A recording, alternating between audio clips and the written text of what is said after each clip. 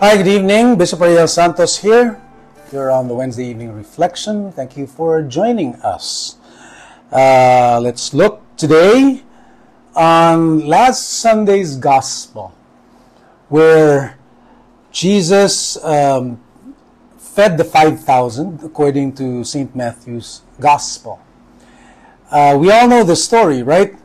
The different gospel writers presented the same story differently. I think it was Mark who said that the context of the story was that the disciples came from a mission that Jesus just sent them to go on. And they came back excited, but also exhausted. And it was Jesus' suggestion, actually, because they understood the situation. It was his suggestion for them to, according to him, come away by themselves to a lonely place because they didn't even have time to eat. And they needed some well-deserved R&R.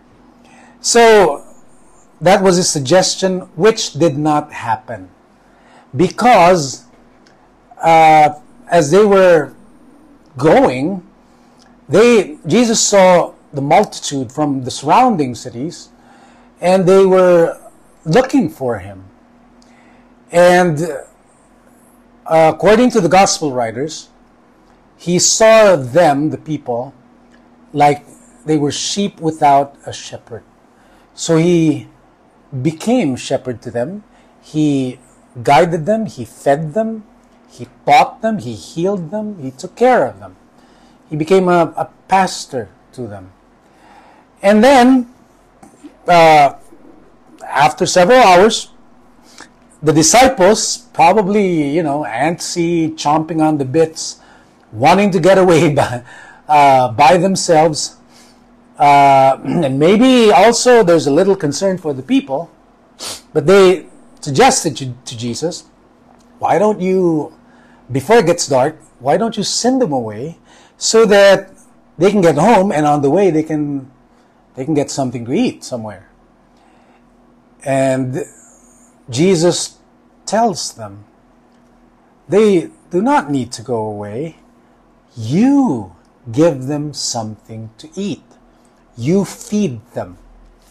Now, the disciples only had 5 loaves and 2 fish. And they were going to divide that among themselves. Maybe, and this is pun intended, maybe they were thinking, not only do we only have 5 loaves and 2 fish, we also have a Judas among us who might take advantage of the rest of us and get a lion's share of the provisions. But that's what they said to Jesus. This is what we have, and not even enough for us. And Jesus said, bring them here to me. And we'll pick up from there later. But the other day, the gospel was about Jesus warning the disciples of the leaven of the Pharisees and Herod. The leaven of the Pharisees and Herod. What he meant was that their spirit, their mentality, the spirit of the age. And sadly, the church, the Pharisees, represent the church, and Herod, the world. Sometimes we find the church in bed with the world, compromising with the zeitgeist, the spirit of the age. And compromising. This is also why or how the crucifixion happened, right? It was a collusion between the church and civil government. So in some cases the church compromises on certain things, liberalism, even sin, and one prevalent teaching. On the one side, you have those who have a poverty mentality. On the other side, you have those who are who teach the ridiculous idea of what they call prosperity gospel, which is both driven by greed, by concern for self and not for others. But it's there's this pervasive mentality of scarcity, of insufficiency of the resources of the world, which is why you have organizations pushing for population control, family planning, one-child policy, or what have you, because the world's resources cannot sustain us, which I don't believe, which the gospel doesn't believe, which Jesus doesn't teach. What Jesus teaches is, do not be afraid. Your Father has gladly chosen to give you the kingdom. And that kingdom is an infinite kingdom. This kingdom will have no end. There's no end to the increase of this kingdom. And our God, by the way, the king in that kingdom, is the God who is more than enough. Always more than enough. We get affected by what we see. We walk by sight, not by faith. What we see is 5 loaves and 2 fish. And we look to the 5 loaves and 2 fish, not to the fact that Jesus is among us. Peter also, this is what Peter did. He looked to the waves and the wind, actually the wind, which cannot be seen, instead of looking at Jesus, who is right in front of him. That's our problem sometimes.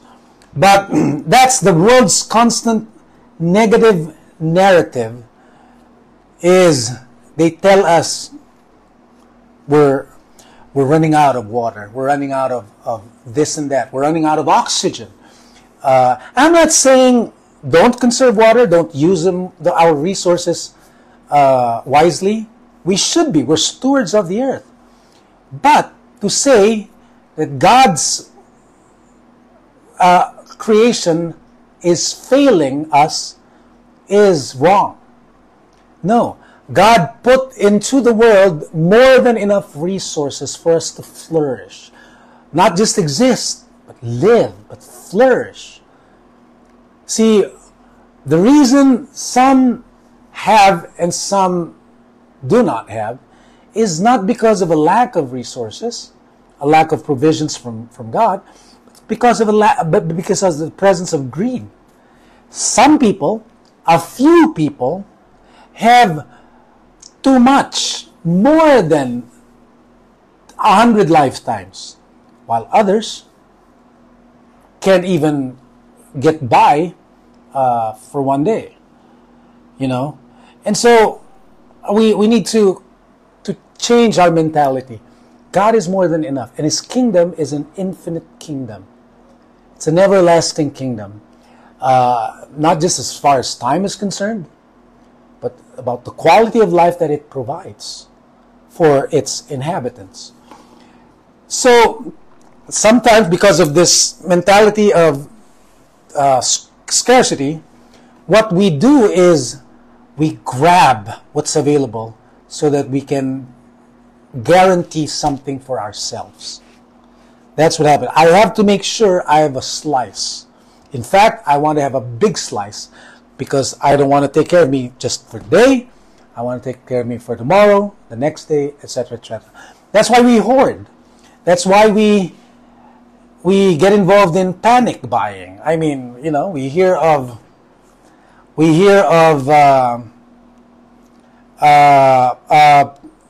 low supply of whatever, onion, rice. So what do we do? We hoard. We go to the supermarket and panic buy. And we store too much. If we do that, if people do that, whoever gets to the store first gets, they get the supplies, and then there's nothing left for the rest. Whereas if they only get what they need, there's enough for everyone, right? I'm talking about onions, rice, toilet paper in the case of some. We should learn from what the Israelites went through. Remember with the manna? God said, okay, get only enough for one day. Others were greedy. They got for more than one day. What happened? The manna went bad on them. And then on the Sabbath, they said they were instructed to get for 2 days. Before the Sabbath, for 2 days, so that they don't have to work on the Sabbath. What they stored for the Sabbath did not go bad, miraculously.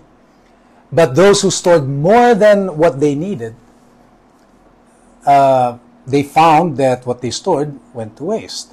So we need to understand that. We don't have to grab.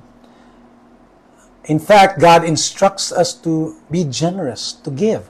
Why? Because what He supplies to us is more than enough for our needs and so that we can have seed for sowing. That's what St. Paul said. He supplies us bread for eating and seed for sowing. It's not all for us. There's enough for us to eat, and there's also extra for us to bless with, to bless others with.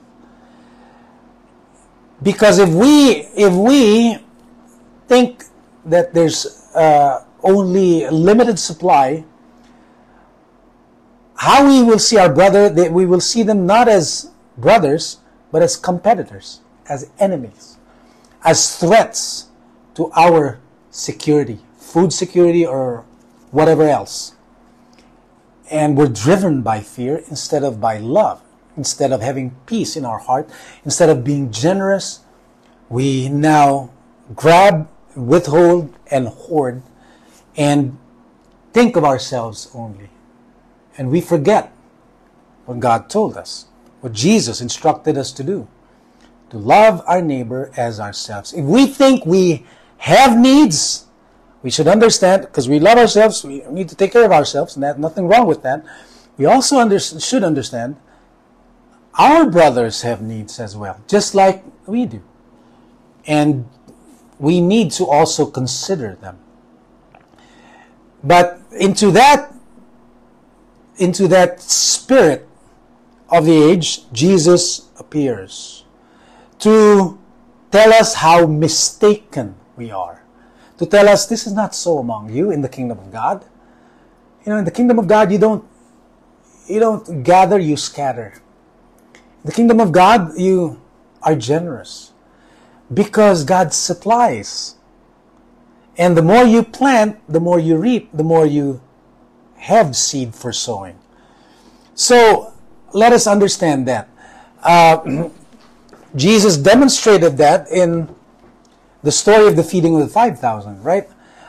What did He tell the disciples to do? Did He tell them to multiply their 5 loaves and 2 fish? Did He tell His disciples, go home or go to the nearest ATM and withdraw cash? He didn't do that. He told them, what do you have on hand? Present them. Give them to me. What you have on hand, what you have available, sacrifice that. A living sacrifice. Whatever you have. Whatever you have right now. Just offer it to God. Who does the multiplying? Jesus. Not we. Our part is to give what we have. That's it. That's it. And then, using that, God now feeds the people. But Jesus is not only God, He's also man. He also teaches us what to do when we are faced with such a situation. Because many times in the kingdom of God, God challenges our faith and gives us missions, projects, which seem like we don't have enough resources to do. Wrong. What Jesus did, right? He didn't deny what they had. He didn't say, no, this is not what we have more than this. No. He got what they had. He saw that they only had 5 loaves and 2 fish. But what He did was, He prayed for it. And this is what He did. He didn't look at how much they had. He looked up to heaven and then blessed what they had. That's what we need to do. That's what we need to do. Look up to the infinite provisions of heaven and then bring that down here on earth.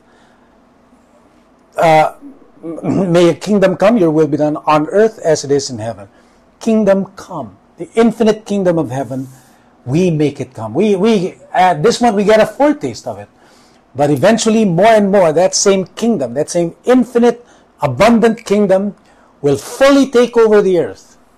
And we will live in the life of the world to come, in the kingdom of heaven, in fullness on earth. So can you do your ministry, whatever it is, in church, at home, in the workplace? Sometimes you think, can I be a parent? Can I be a brother? Can I be a friend to this guy who has lots of problems? I don't even have the wisdom or the words. I don't even have the money to help them. God is always enough. Actually, more than enough. Learn from the story. And when we apply the faith that we need to apply, we will find our needs taken care of. Remember, the disciples were full. They were filled. Not just the people, they were filled in a way that they could not have gotten out of 5 loaves and 2 fish. Unmultiplied. So believe, and understand that God can always do the impossible through you, even with your limited resources. Thank you for joining us once again. This has been Ariel Santos. This is a Wednesday evening reflection. God bless you. We will see you again